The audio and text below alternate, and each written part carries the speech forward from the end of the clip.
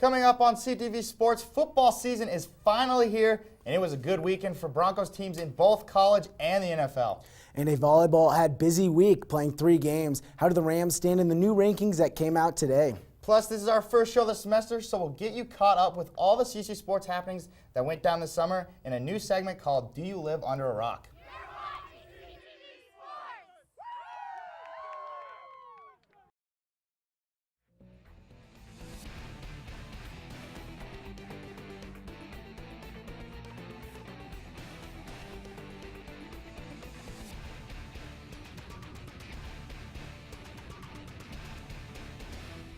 Good evening, and thanks for watching CTV Sports. For our first show of the semester, I'm Patrick Enslow. And I'm Travis Green. Coming off the big win in the the Rocky Mountain Showdown, the Boise State Broncos took on CSU at Boise, Idaho, and the Rams got trampled. The score was 34-27, and Jay Ajayi could not be shut down in this one. He was running all over the place on the Rams. The Rams' success last week from the offensive line standpoint and running game got completely shut down. 28 rushing yards from the Rams in this one, which led to the CSU losing this one 34-27. Now, Patrick, what went wrong for the Rams in this one? As you said, Jay Ajayi with 480 all-purpose yards, so they just couldn't wrap him up. If he got to the corners, they were missing tackles all over the place. Credit to him, though. He is a great player, probably one of the best running backs in the Mountain West, but they could just not tackle him. Absolutely. Ajayi, last year, first-team All-Mountain West running back, and we're going to be showing highlights here. You can definitely tell that he was that good. 280 all-purpose yards. He was all over the place, catching balls, running the ball. He could not be stopped by these Rams. As you're seeing here, just missed tackles everywhere. He could not be wrapped up in this one. Yeah, and same goes for their quarterback, Grant Hedrick. When he got to the open field, there was lots of missed tackles there too. So, I mean, they were getting to the open field and they were running. And the Rams, the tackling issues came into a big problem because, as we've seen here, they're running the read option a lot. And you're getting rid of a player right there off the line, and then you can't tackle him. That takes multiple defenders out of the play, and that showed why they had so much success running the ball. Yeah, and Aaron Davis and Max Morgan with a huge game in the showdown, and they were just not a good game for them in this game. Yeah, we got to touch on our running game in this one. 28 rushing yards after last week against CU, running for 266 yards, a total turnaround. Patrick, what was the reason for this? That offensive line for CSU was just overmatched. Their inexperience showed, and that was a question mark. Can they handle this pressure? One of the best atmospheres in the Mountain West. Can they handle the blue field, the noise? And it showed. We got to definitely talk about that. Definitely one of the best atmospheres in the Mountain West. They were crowding on the quarterback and running back all game. But Grayson stepped up to the plate. 434 passing yards in this one. Obviously, the Rams were down at halftime by 20, so they had to be passing to get back in this one. But he showed up in this one and almost brought the Rams back in it until a late fourth-quarter interception. Yeah, 300-plus yards passing for him, and he got Higgins and Joe Hansley involved, too, both with 100-plus receiving yards. That was great to see because they weren't much a part of that CU game. And yeah, they just had a great passing game out there. Absolutely. And that moves Boise State to 87-4 since the year of 2000 for these Boise State Broncos. They just cannot lose at home, Patrick.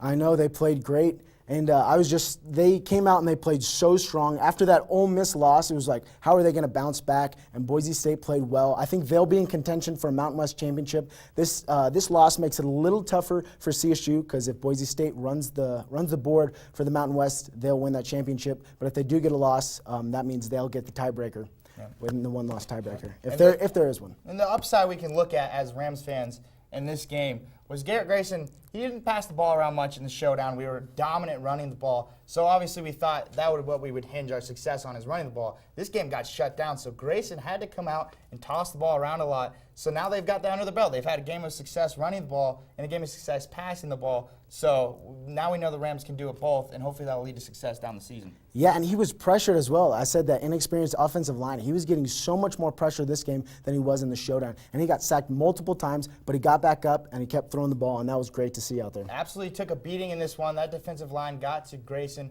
over and over again, and he showed his toughness, almost bringing them back. But now, obviously, Boise State is a tough win, and that brings the Rams to 1-1. And up next for them will be UC Davis. Yeah, and it'll be interesting to see how they bounce back. And will be. CSU volleyball fared about the same this weekend. The Rams swept UNC Greeley and Florida A&M earlier in the week, but had to take on Wisconsin on Saturday. A record-setting crowd of more than 7,000 fans came out to Moby on Saturday to support the number 13th ranked CSU volleyball team as they faced number 4 Wisconsin. In the first top 15 matchup at Moby since 2011, CSU looked to add on to its 15-set win streak. CSU went down 8-2 in the first set before roaring back to tie it at 16. Wisconsin pulled away, though, to win the first set 25-21. This back-and-forth trend continued in the second set as well. Neither team could get a 2-point lead in the second half of the set until the Badgers pulled away to win 25-23. Wisconsin went on to finish the sweep, winning the third set 25-20. This tough test for CSU is promising as the Rams were able to compete against a national power for all 3 sets. Games like these do not come often for the Rams, as we saw last year when they steamrolled lesser opponents until the early exit in the first round of the NCAA tournament last year. The Rams continue their homestand this Tuesday to face Denver.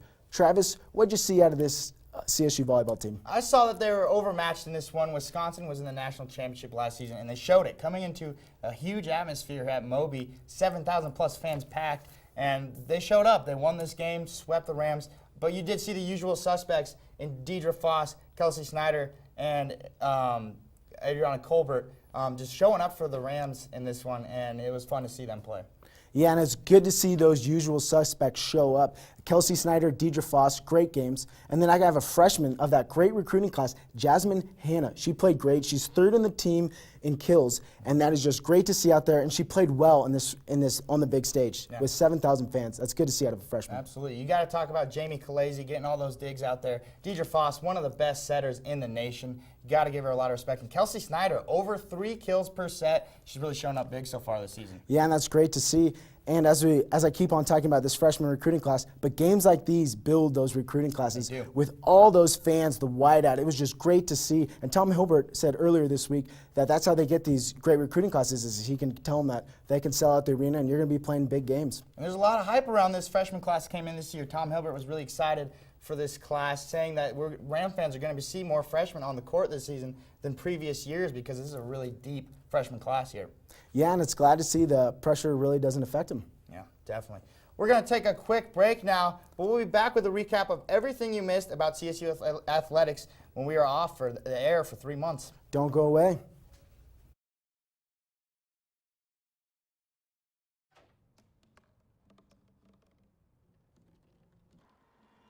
Everybody has a dream.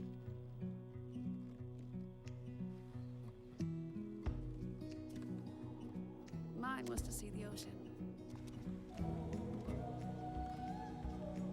And with a little help, I made it.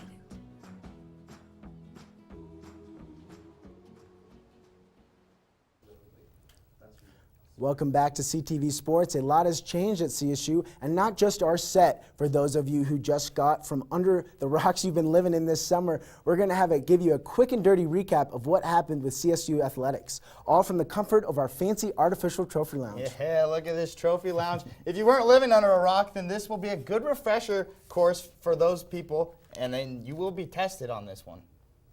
The biggest storyline of the summer definitely had to do with the firing of athletic director Jack Graham. Was hired on December 2011 and was an integral part in the push for an on-campus stadium. He also hired Jim McElwain and basketball coach Larry Eustace. So what does that mean for the rest of the athletic department? I thought it would be a lot of questions around the athletic department, but those got answered pretty quickly a couple days after. Jack Graham brought in on most of the coaches on these athletic staffs, but the interim athletic director signed Coach McElwain, Coach Williams, and Coach Hilbert all to 5-year contracts right after Graham got out. So I don't know what the situation was, but clearly the coaches are happy to be in Fort Collins. Yeah, and it was great to see them sign those extensions. And a testament to Jack Graham, though, getting success from all those coaches he signed. Ryan Williams winning the Mountain West in women's basketball in the regular season. Larry Eustace going to an NCAA tournament 2 years ago. And Jim McElwain going to the Holiday Bowl. So they're getting performance out of these coaches, and they're paying them some of the best salaries in the Mountain West, but they're out there performing on the field. And it's worth it. Obviously, Dr. Frank is invested in CSU athletics, giving Coach Jim McElwain $1.5 million annual salary, making him the highest paid coach in the Mountain West for football. And then Tom Hilbert, highest paid volleyball coach in the Mountain West, and also one of the highest paid coaches of all time for volleyball. Yeah, and I mean, with money like that, who's not going to be happy, and who's not going to enjoy showing up to work? Fort Collins is a great place, and I'm sure that money definitely makes it easier to come to Fort Collins. Amen to that. Basketball also made its fair share of moves during the offseason after Shane Bohannon left the team for the NBA draft and went subsequently undrafted. Jonathan Octius, Dwight Smith, and David Cohn all announced their intent to transfer. Patrick, what is the biggest issue for this basketball team heading into the season after all these guys left? I'm going to have to go with David Cohn and John Octius. That backcourt, it's going to be a little empty, and there's going to be question marks, and I'm interested to see how Larry Eustace answers these questions in the preseason. I was looking at the front court in this season. Shane Bohannon coming in, there's a lot of hype around him. Obviously, he made the right decision for himself to go to the NBA because maybe this was just a pit stop for him to do that. And Stanton Kidd, a guy that's not known around CSU, transferred. He redshirted last season. He's going to be a household name this season, I guarantee it. Very talented guy that's going to be in the front court. And Jerson Santo gone now, so there's going to be a lot of questions of who's going to be getting rebounds and be the big man for the Rams. Yeah, and they start out in the Great Alaska Shootout in their first tournament of the season. So I think we'll answer some of those questions in the preseason. But I'm also looking at Bejarano. How can he lead this team, and how can Stanton Kidd and him mesh, and will the chemistry be there? Absolutely. We saw a three-headed monster last season in Daniel Bejarano, J.J. Avila, and John Octius, which now Octius is gone. I'm looking for Stanton Kidd to be the guy to step into his shoes and be a big-time playmaker because you always need 3 or 4 players that can come up huge. And Joe Deciman, I see him having a big season this year also. Yeah, I'm looking forward to Joe Deciman as well. And like I said before, Bejarano, let's see how he can build off a successful season last season. And I think he had more touches and more everything last season, so can he build on that? And I know Coach Larry Eustace is extremely excited about this season. There's been a lot of talk about he thinks they can win the Mountain West, and I can't disagree with him. This is a very talented team, and it's going to be interesting to see how it plays out. Well, we're out of time for this week. Check out our CTV shows on weeknights at 8. And for all the latest on CSU sports, go to collegian.com and click on the sports tab. You can also follow us on Twitter at CollegianCSport. Have a great night.